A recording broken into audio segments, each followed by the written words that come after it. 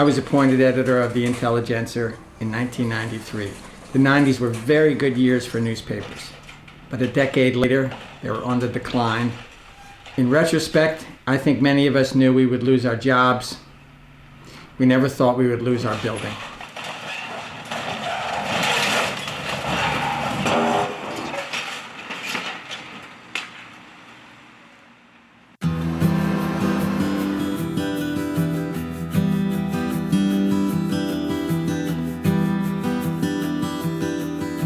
This is the last plate of a front page of the final newspaper that was printed in Doylestown. And newspapers had been printed in Doylestown since 1804. And it was printed on Sunday, June 29, 2008. This one I like is the 200th anniversary of the Intelligencer, 1804 to 2004. 200 years of life. This is the book that they gave me. Everybody made up at the Intel when I retired. Actually, Ann Knapp and myself retired the same day, and this is the book that they made for me. When I worked for the Intelligencer and the Calkins family, when I came to work every day, I enjoyed coming to work every day. You know, we had birthday celebrations right over here. We had, you know, obviously the press, the newsstands. We had so many memories. I love being a reporter, still to this day. You're a journalist, Hildy. A journalist? Now what does that mean? Peeking through keyholes, chasing after fire engines, waking people up in the middle of the night to ask them if Hitler's going to start another war, stealing pictures off old ladies? I know all about reporters, Walter. A lot of dampy Budinsky's running around without a nickel in their pockets, and for what? So a million hired girls, motormen's wives will know what's going on?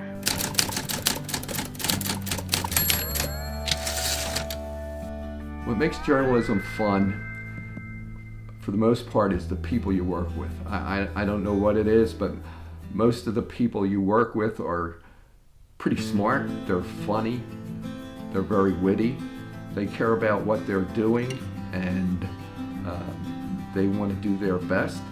You know what, I think there were so many special people. I mean, that's what really makes the memories and, you know, the things, the part that I really treasure. Florence Schaffhausen, Stacy Briggs, Ed Levinson, Jim McFadden, Alice Gilbert. The man who first hired me, Rudy Millard, was one of my favorite people. Marty Reddington. One of the most famous characters at the Intel to come out of the Intel was Lester Trock. So there was a reporter named Lester Trock. He was loud, he was boisterous, he was funny. He had begun with the paper in the 1920s, I believe. He was friendly with Dorothy Parker and the Algonquin Round Table, because they used to, many of them used to have summer homes in Bucks County. Chuck Smith, I worked for Chuck, and he hired me to be ad director. Saying it was an honor is too weak. I don't think any company has done for the people what the Intel did, and that I can say is actually thanks to Mr. Smith. That's my feelings. The thing I learned from my father the most was that leading a business was not just about the numbers on the page and just the pure analytical piece of the business, but that you could achieve great things by building relationships with every person who was involved in the company. So there came a time when the old building couldn't contain us anymore, and so they started construction on the new building down on Broad Street. So the old Intelligencer building was in the center of Doylestown, and if you drive through Doylestown, it's still there. It's a cool looking brick building with a tower and a window way up at the top. And that was my dad's office, right? So that was the coolest place to go ever, right? And so I was completely disappointed that I wasn't going to be able to go up there anymore and look out the window. So once we moved into the new building, we really started growing. We had the capacity to grow then, and I remember We had a big party one time out on the loading docks. They threw a party, the 25,000 party it was. And that was when our daily circulation reached that level, and it was a big deal.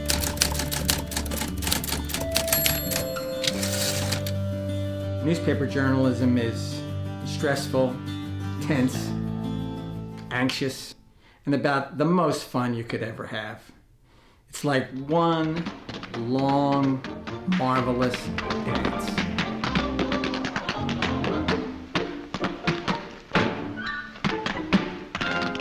I love it. I love being a reporter. The newspaper played such an important role in Doylestown and in the surrounding area. It was a great thing to have growing up. For a mid-sized daily like the Intel, is that people did really depend on it for what was going on. When you would pick up the Intelligencer or the local newspaper, you really got a sense of what was going on in the community on an individual basis, and then in terms of the larger community. You got a sense of how healthy the community was as well. In the mid-'80s, everybody needed our newspaper. I think the role of a community newspaper is to tell the stories of its community in a responsible way to its citizens. Back when I started, the Intelligencer had 3 different bureaus, maybe even 4. I know obviously the main bureau here, but we also had a Quakertown bureau, Horsham bureau to cover that part of Montgomery County, and then we also had Harrisburg. And so we had quite a reach. You think he's got something? I want to keep digging. For its size, the Intelligencer was, I think, an excellent newspaper. And it was well staffed. I think at its peak, my recollection is we might have had as many as 90 people in the newsroom. The night desk was, I think, the heart and soul of the newspaper. We tried to compete with the Inquirer, which was a Pulitzer Prize winning newspaper. They were the standard, and we had to meet that standard, and we worked really hard to do that. Stories would have numerous reads. It would of course be read by the reporter. He would hand it in and it would be read by the assignment editor. Then it would be read by the edition editor. Then it would be read by one of the night editors. And then it would probably be read by the other night editor. We would try to get a really big piece in the paper every Sunday. We would try to step back from the intensely local journalism we did and do some regional stories instead of doing maybe a tax hike story for each municipality, which we would do. We would also do a big Sunday piece comparing the tax hikes in all the municipalities to show who was doing well and who wasn't doing so well. Most importantly, investigative watchdog reporting, holding power to account. They knew, and they let it happen. It could have been you, it could have been me, it could have been any of us. We had columnists. Columnists were important, and we had a number of them. The ones I'll mention, we had a young woman named Dorothy Casasseri. We had Lou Sessinger, who was a Marine veteran of the Vietnam War, writes some pretty serious, thoughtful columns. And then we have Steve Wartenberg, who considered himself our wacky columnist. Just in my column asking people to send in names, and I got 20. And like you said, there was a contest, and I'm ashamed to admit that I was the winner, because the one I suggested. You held the contest, right? Yes. You offered a prize. Yes, many prizes. And you won. But I didn't get the prize. Now, how do you explain that to people? Well, my answer was the best. James Michener was probably the most well-known person to come out of Bucks County. He went to Doylestown High School and was raised in Doylestown. So when he got old and when he was dying, we had the resources to send a reporter, Steve Wartenberg, who was a columnist, down to Texas, where Michener was living, and we spent 3 days interviewing him. Where do you think you fit in among the great writers of this century? We very rarely think about those things. Our reporters they knew the people, they knew the history, they knew the coaches and the kids on the teams. And unfortunately, we don't have that anymore with the demise of what we knew as the hometown newspaper. Well, I remember being home and seeing when Katrina hit down in the Gulf of Mexico, and you know, I didn't know one town in Mississippi from another. And I remember the newspaper combining with some efforts of other agencies and other businesses in Bucks County and Montgomery County, and talking about forming a bond with a couple of towns down there that were severely hit, and coming together to an agreement on a project to help them get back on their feet. And I remember that it came down to being a daycare they were going to build. From my perspective, it was fascinating to me because you had very good financial success in the newspapers themselves, but this enormous threat on the horizon. And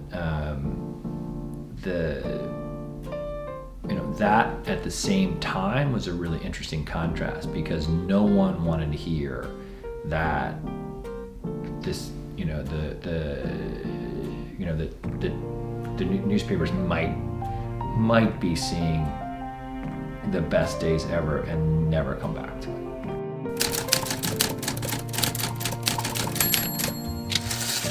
Eventually things changed and people stopped being engaged with the newspaper as a product.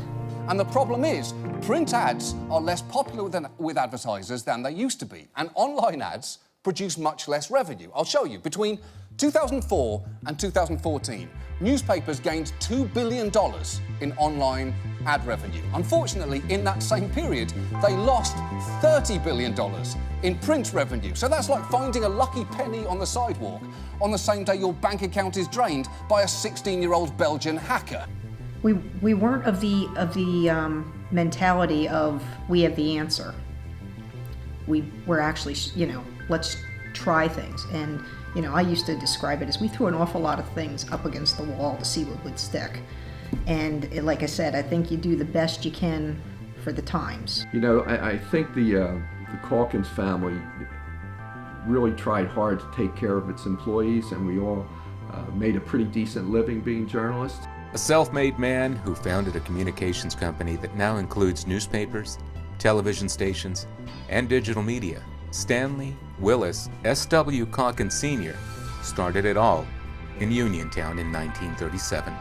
Immediately after his death in 1973, S.W. Calkins Jr. assumed control of the company, and with the assistance of his two brothers-in-law, Chuck Smith and Marvin Ellis, they helped move the company forward. Before long, the company was in the hands of S.W.'s three daughters, who, armed with the lessons of their father, ushered the company into the electronic age with the acquisition of 3 television stations. I think around 2005 or 2006, I remember, don't remember which date it was, but we didn't get a raise one year, which was really odd because we had always gotten raises. Newspapers are primarily in the distribution of information business, and when there's a cheaper way of distribution, then that threatens your obviously threatens your livelihood, but that was not something that in those very profitable years people wanted to face. And then finally, like the proverbial straw that broke the camel's back, is when we were informed everybody would have to take a 10% pay cut. Hadn't had a raise in probably 8 or 10 years, but now we're actually going to have to give money back. March 17th, 2008, what I called the St. Patrick's Day Massacre. They announced that all the reorganization to save the company was going to occur. The pressmen would lose their jobs, compositors would lose their jobs, the copy editing, page design operation would move to the Bucks County Courier-Times, and all those changes would begin at the beginning of June, and the paper would continue to be published at the Intel until the end of June of 2008, and then it would be published down at the new press facility in Falls Township. When I learned that the company was sold, we were essentially all called to a meeting and we learned that the Calkins family sold to Gatehouse. It was scary because it was scary. You felt, I felt still confident enough in the industry and the importance of it that journalism will survive. However, I didn't know what would come of my job. I had sort of had a pretty good idea of Gatehouse's game plan, or at least I feared I had a pretty good idea, and it all turned out to be true. All they did was cut, and it was very painful. There is a lack of coverage of local news. There's a lack of coverage of what our governments are doing. They ended up shipping the page production, copy editing, all the way down to Austin, Texas. Now, how you can have copy editors, I mean, you can read it for grammar and everything, but these copy editors in Austin, Texas don't know what the hell's going on in Doylestown, Pennsylvania. They're lucky if they even know where it is. The Intelligencer was the county seat paper, and now you have a county seat without a newspaper, and that's unheard of. It's highly unlikely that we could tell you what happened yesterday in terms of our local community and our local government. I remember when I got the call from a couple members of the photo staff when they were all laid off one day, and part of me was very sad to hear that they all lost their jobs and everything, but part of me deep inside knew that this was something that was going to happen. It was an inevitability of what they were doing and how they were doing things. The editor of the Intelligencer is actually a regional editor for Gatehouse, and I believe he's the editor for 4 daily newspapers and 6 weekly papers. That means he's doing the job of 10 people. We had a party there at the end before they started demolition, and a lot of people came out, and that was fun. And I walked around and I kind of reminisced. There was, oddly enough, despite the fact we were there on a somber occasion, there was a sense of pride of what we had accomplished as a group of people and how we had grown as individuals. We had thought as a family that we could utilize the proceeds from the sale of the television stations to continue to operate the newspapers and potentially look to the point where we're utilizing only a tablet potentially to distribute the news and information, other ways to do it, but the risk of that bet not paying off and then not being able to fund the pension was too great a risk. I have a feeling that Gatehouse is setting the paper up to fold. I don't believe it's going to survive. Our family had ties to the communities in which we operated. My mother and her sisters and her brother grew up in Uniontown, where we owned a newspaper. I grew up in Doylestown. The Ellises grew up in Burlington. Sandra lived near Levittown. It's hard to believe that a national corporation would be a better steward of those newspapers in those markets.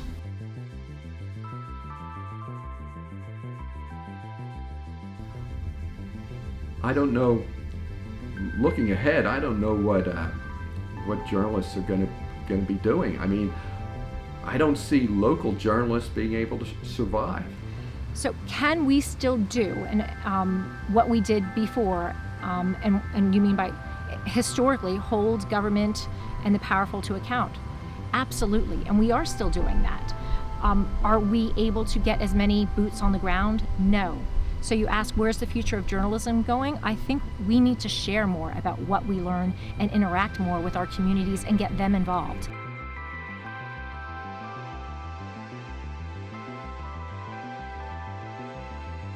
Ideally, it'll be an apartment building, over 200 units, and some store-level retail, which hopefully will be additive to the community.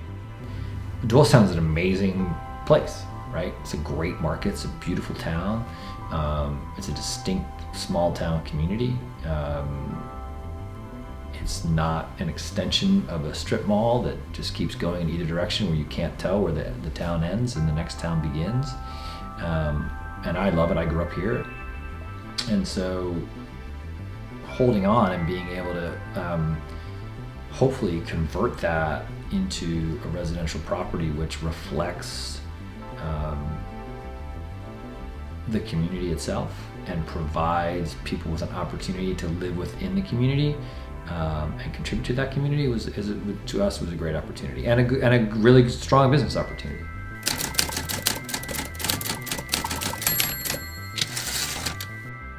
You know, looking back over my career, would I do it again?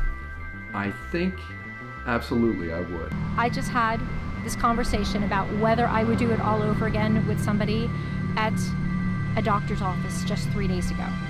I would do it all over again in a heartbeat.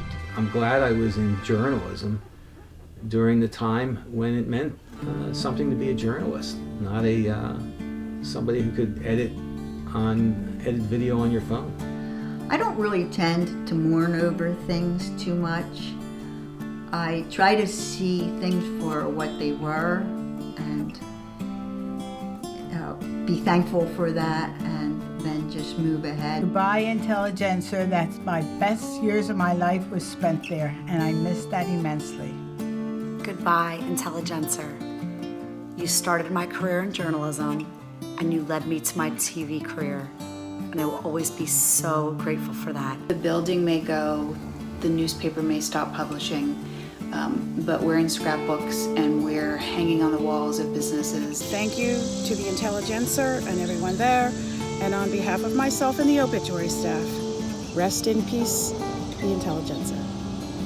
Goodbye, Intelligencer, from the South Bronx.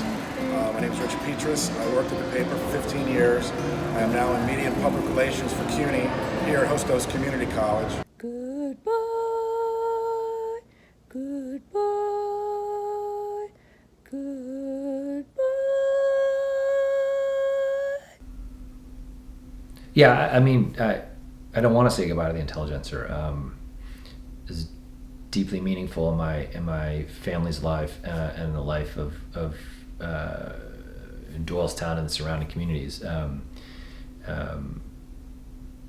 So as a building, perhaps it's gone, but I hope the ethos of the newspaper continues. They say that journalism is the first draft of history, but it seems like on the local level, that first draft is no longer being written.